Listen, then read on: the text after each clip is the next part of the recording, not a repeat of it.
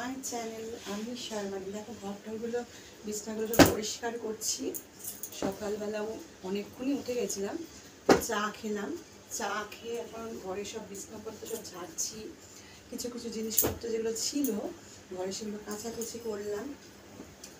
তো সকালবেলাতেই তোমাদের সাথে একটু শেয়ার করছি সকালবেলা মর্নিংয়ে আমি কি কি করি। তো দেখো এই আমি চাদর টাদর সব গুছিয়ে বাইরে বালিশ দিয়ে, বালিশটা গায়ে দিয়েছি তার কারণ হচ্ছে একটু একটু রোদ মানে উঠেছে, আবার কখন বৃষ্টি হবে বলা যায় না, আবার যখন মনে হয় বৃষ্টি হতে ঝেপে নেমে পড়বে। এখন তো এরকমই হচ্ছে, তাই জন্য রাখতেও ভয় লাগছে বালিশটা।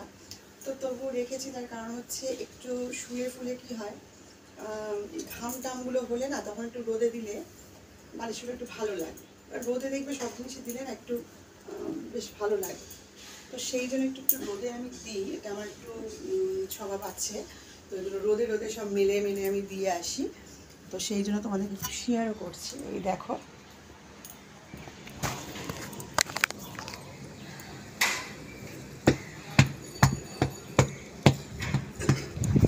চলো আগে আগে দেখাচ্ছি।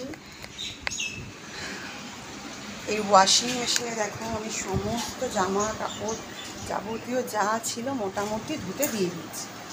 এইবার হচ্ছে আমার ঠাকুরের পুজো করতে হবে। সকালবেলা উঠে আমি ঠাকুরের পুজো করি, তো পুজো করে তারপর সব কিছু করি। তো সেই জন্য তোমাদের সাথে একটু শেয়ারও করছি আমি সব জিনিসগুলো।